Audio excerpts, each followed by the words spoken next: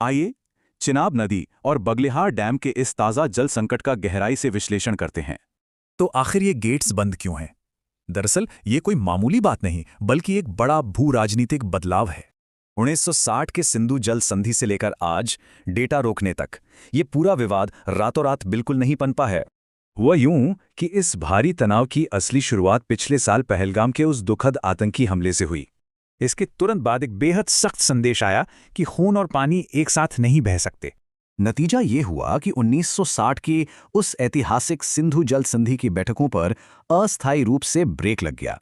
पानी को कूटनीति के एक दमदार हथियार की तरह इस्तेमाल करना, इसे ही असल में वाटर डिप्लोमेसी कहते हैं। और गौर करने वाली बात है कि पिछले 60 सालों में पहली बार पानी का डेटा शेयर करना रोक गया। अब इस अहम डेटा के बिना पाकिस्तान के लिए अपने बांध और खेती संभालना लगभग नामुमकिन सा हो गया है। चिनाब का ये गिरता जलस्तर सीमा पार सिंचाई और पीने के पानी के लिए अब भारी संकट बन चुका है। वहीं दूसरी तरफ भारत इस रुके हुए पानी का अपने इलाके में भरपूर इस्तेमाल करने में जुट गया है। इसके लिए व्यास, सतलुज और यमुना लिंक जैसे कई विशाल इंफ्रास्ट्रक्चर प्रोजेक्ट्स पर बहुत तेजी से काम चल रहा है। ये नई नहरें दिल्ली, राजस्थान, हरियाणा और पंजाब के सूखे खेतों तक भारी मात्रा में पानी पहुंचाएंगी।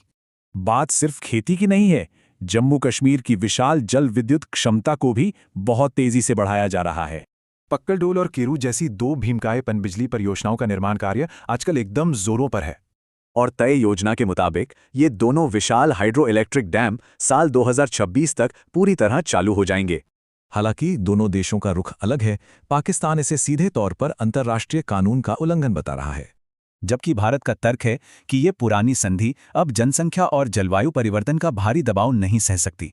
कूटनीतिक शर्त एकदम साफ है, पानी पर सहयोग तभी होगा जब सीमा पार आतंकवाद पर पूरी तरह लगाम लगेगी।